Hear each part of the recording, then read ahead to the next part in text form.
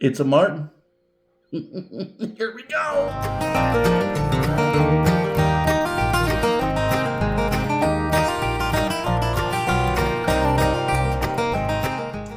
Well, folks, here we are.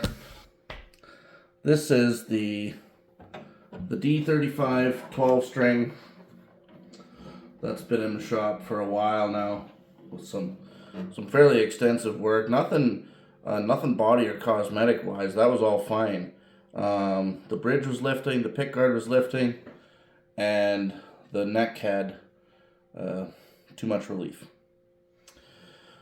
So we got this guitar in.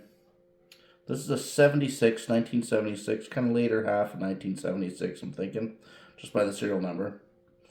Martin D35 12 string. As far as I can tell, I do believe it's all original case. You know, it's got the nice fiberglass case, you know, like they had back in the days. Kind of that gray, steel gray color. The customer was complaining about the action on the guitar. And so when I got it into the shop, started nosing around on it a little bit. It was like, first thing I noticed, well, the bridge was lifting, but also that the bridge had been shaved down, which is fairly standard practice on some of these older Martins pre-neck reset. Okay, it's kind of the cheap, quick, and dirty way of getting your guitar back into playing shape without doing a full-on neck reset. Two things, a couple things kind of wrong with that. It does work, but it's just a band-aid solution to an actual problem, right? So it doesn't fix the problem, it just prolongs your playability, and it ruins the originality of the guitar, because once you do a neck reset, you have to replace the bridge because they're too low. So, that's kind of a double-edged sword, but I mean, it was just common practice to shave those bridges down, and that's what it is. So anyway, we got the bridge all taken care of. I used the hot hide glue like I normally do for this kind of work. Got it all fixed up, inspected everything inside. Bridge plate is good, bracing's all good. There's like zero belly on this guitar for 12 string. Pretty darn decent. These Martins don't have a truss rod. Okay, no truss rod in them. I'm looking at this relief, which was between 13 and 15 thousandths relief, depending where you looked at it. There's no saddle left to work with here. The saddle is so low. And I'm looking at the neck angle going, well, the neck angle is good for where the bridge is now. And the bridge hasn't been shaved down that much. There's still lots of meat left. There's nothing wrong with this bridge. Okay, but it has been taken down a little bit, regardless. So I'm looking at this thing going, what am I going to do? So I slept on it for, a few nights and kind of thought about it a little bit. I made a few phone calls, a couple friends, a couple guys that know a lot more than I do about everything. And kind of the general consensus was, should release the fretboard. Take it off, put a little back bow in the neck, put the fretboard back on. Let's see how it goes. I thought, you know what? It's a good idea. It's the least invasive idea. Stands to reason. Ebony fretboard, mahogany neck, things shifting, changing at different times. The neck, the whole geometry is off a little bit. Things are shifting. So it's like, that makes sense. I think this can work. Anyway, when I got the fretboard off, it did finally come off. Great big steel square tube piece in there. And I mean big. 10 millimeter square big. 3/8 of an inch. Okay. That's big. And it was loose. Whatever glue they had put in to hold it in place didn't hold. And it came loose and was letting the neck move too much. So we got that out. We cleaned and we cleaned and we cleaned on that channel in that neck. Like I'm not even lying. I spent a solid hour just getting that gunk out of the channel under here. Ordered ourselves up a custom carbon fiber rod, because that's not just an everyday find. But we did find one. We got it ordered up. Took a couple weeks to get here. And it fit perfect.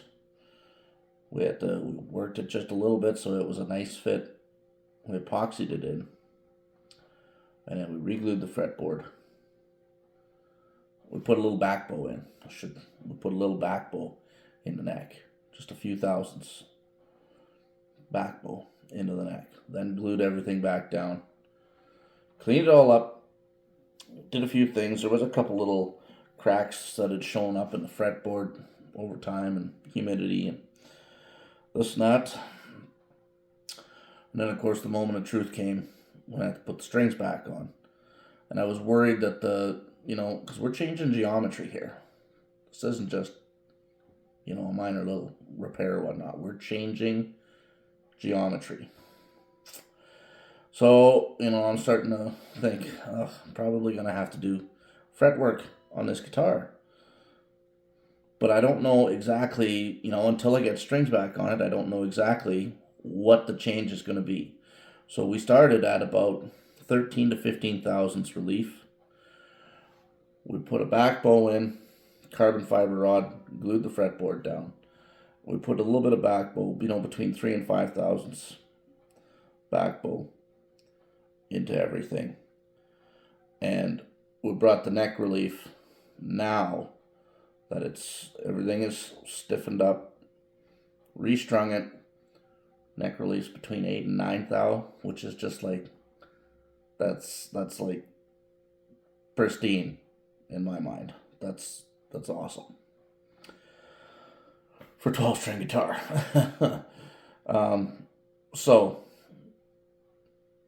And man, the fretwork is just perfect where it is.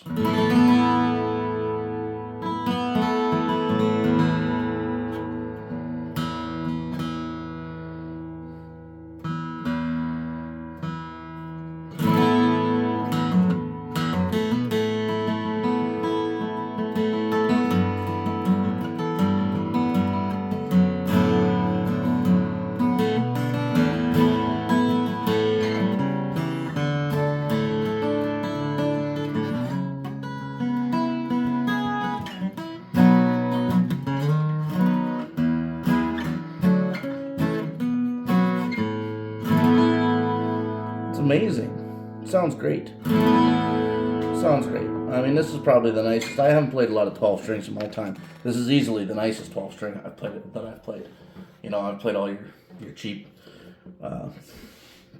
crap ones. And this is just,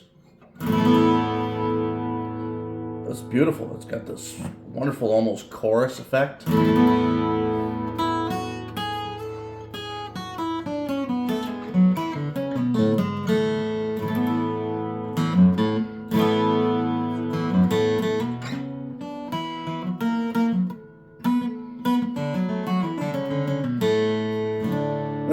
Throws me for a loop every time I hear those high strings when I'm trying to pluck a low note. It's like, no, that's wrong. Oh, wait.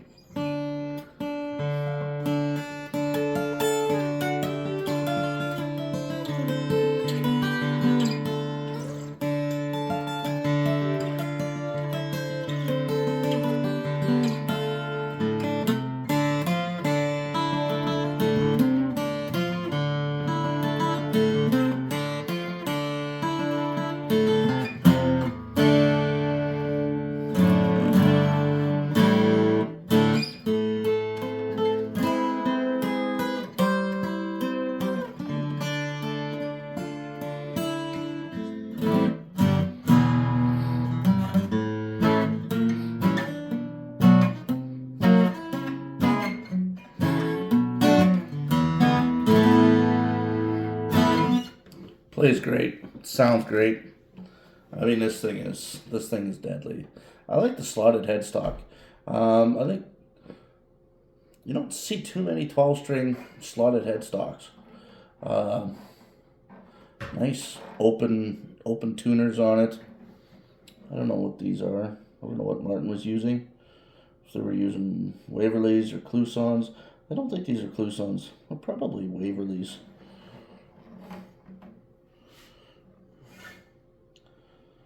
There's no ghost lines anywhere, so I'm assuming that these are original to the guitar.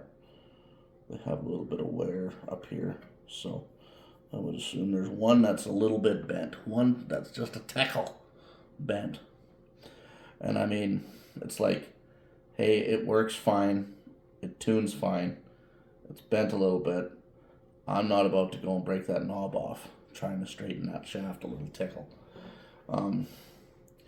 If they came apart, nice, you know, but these things don't come apart nice. They're like all pressed and stuff, so you don't just take them apart. Some you can take them apart, you can get them straight.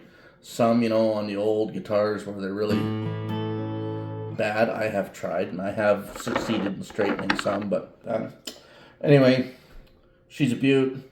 She's going home to its owner, and I'm going to be kind of sad not to get to play it a little bit, but she was a pleasure to work on. Not a pleasure to restring. Slotted headstock 12 strings. There's a reason why you don't see very many of them.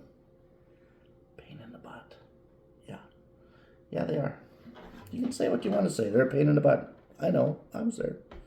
So, anyway, hopefully you guys enjoyed. Stay tuned for more.